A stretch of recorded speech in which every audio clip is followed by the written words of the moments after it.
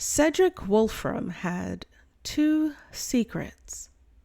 The first, he once ate an entire Thanksgiving turkey in under 90 seconds.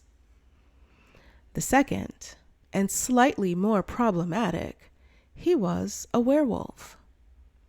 Not the cool, brooding kind you see on supernatural teen dramas.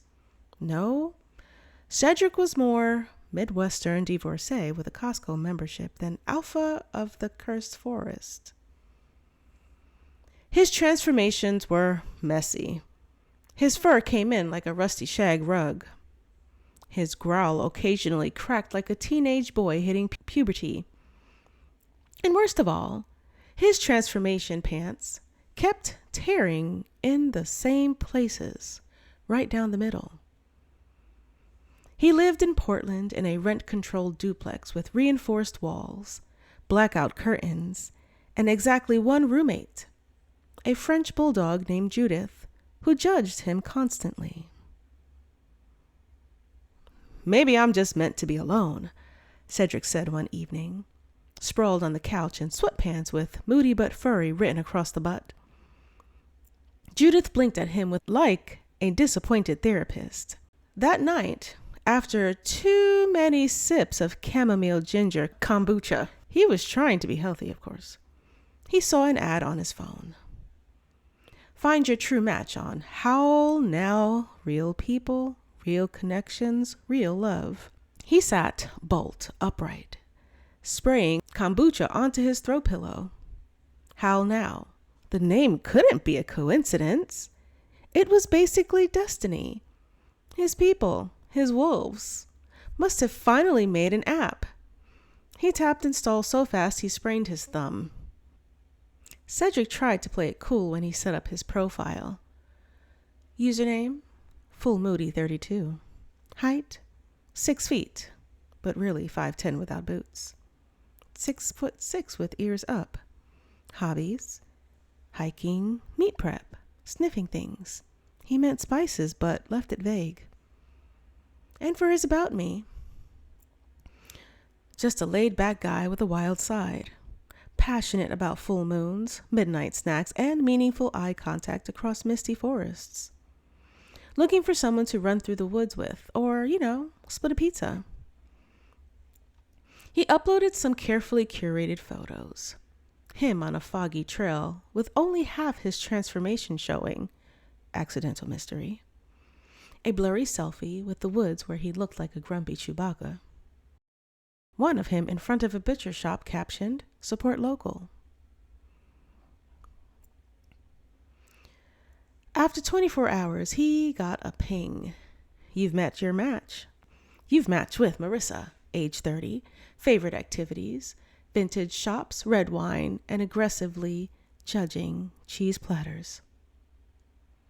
She had wide-set brown eyes, a dry wit, and a scarf collection that rivaled an old librarian's. Cedric was immediately smitten. They started chatting. "So," Marissa said, "what do you really do? You look like you bite people for a living." "Only emotionally." "Ooh, that's hot. I like emotional trauma in a man." "Then you'll love my Spotify playlists." She was weird. She was witty. And she didn't ghost him after he accidentally sent a voice note with a deep, guttural growl in the background. "Yeah, that was a motorcycle in my kitchen." After 2 weeks of digital flirting, they met in person at a taco truck downtown. Cedric agonized over what to wear. He settled on a dark flannel that didn't quite cover the tufts of fur on his wrists and jeans that had been wolf-tested for durability. That's a lie. The crotch was reinforced with duct tape. She showed up in Doc Martens and a scarf with tiny embroidered possums. They hit it off immediately. She complimented his bone structure and laughed at his jokes, even when they veered into cryptid dad humor. The second date, a hike. Cedric forgot his deodorant and had to run 10 feet ahead so she wouldn't smell him sweating like a steamed brisket. Date 3, a horror movie marathon. She thought his yelp during the Babadook was adorable. Date 4, a cozy wine bar. He pretended to sip a Merlot while his inner beast desperately wanted to gnaw on the cheese board. One night after their 5th date, he sat in her apartment, curled up on a beanbag chair watching vintage vampire films. "You know," she said, nudging him with her sock-covered foot, "you're different. Like, not just Portland different. You're peculiar." Cedric's stomach flipped. "Peculiar how?" he asked, trying to sound casual while slowly sliding his claws back in. "I don't know. You're twitchy around squirrels. You never order anything cooked. And once I caught you sniffing my coat like it was a fine wine. You're not secretly a serial killer or something, are you?" He forced a laugh. "Oh, God, no. Ha ha ha. Just socially anxious and into aromatherapy." She smirked. "You're weird. I like weird." Cedric nearly cried into her throw pillow. Cedric knew he had to tell her. It had been 4 weeks. 4 beautiful, terrifying weeks of dodging questions, wearing anti-shedding undergarments, and sneaking out during full moons to howl his existential panic into a compost bin. He invited her over for dinner. He cooked steak, rare for him, medium for her, lit candles, and wore his best human clothes. Halfway through the meal, he set his fork down. "Marissa," he said, his voice shaking, "I really need to tell you something, and I want you to keep an open mind."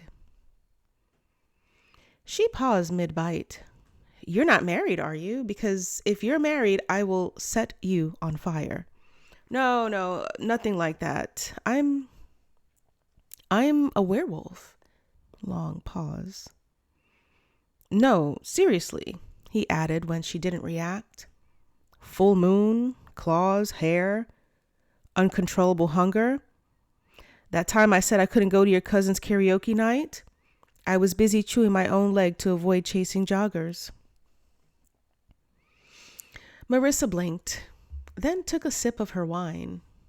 "Okay, so just to clarify, you are saying that you turn into a large furry beast every month and what? I'm sorry, what? Dig holes and pee on lampposts?" "Okay, one time with the lamppost, but yes, that's me." She stared at him. Cedric braced himself. He considered leaping out the window and fleeing into the night, but she spoke first. "You know what? That explains so much." "What?" "The growling, the weirdly intense love of jerky. That time I caught you sniffing a raccoon and you said you were checking the wind direction. I thought maybe you were just a very outdoorsy hippie." "So, you're not scared?" She leaned back, thoughtful. "Nah, my ex was into NFTs and CrossFit. You're the most emotional available person I've dated in 5 years. Even if you do shed in my sink." Cedric blinked. "So, we're good?" "We're great," she said. "Just don't expect me to follow you into the woods naked every month. I have eczema and no patience." He laughed, deep, relieved, just a little wolfy. And they kissed. Judith, the bulldog, barked once from her corner, unimpressed. 6 months later, they moved in together. She got him a dog bed as a joke, but he secretly loved it. He bought her a necklace with a tiny silver fang. Not actually silver, because he wasn't insane. Every full moon, she left him calming tea and noise-canceling headphones. Every morning after, she greeted him with a bagel and said, "Welcome back, wolf boy." He never did find out Howl now was actually meant for humans. But honestly, he wouldn't change a thing.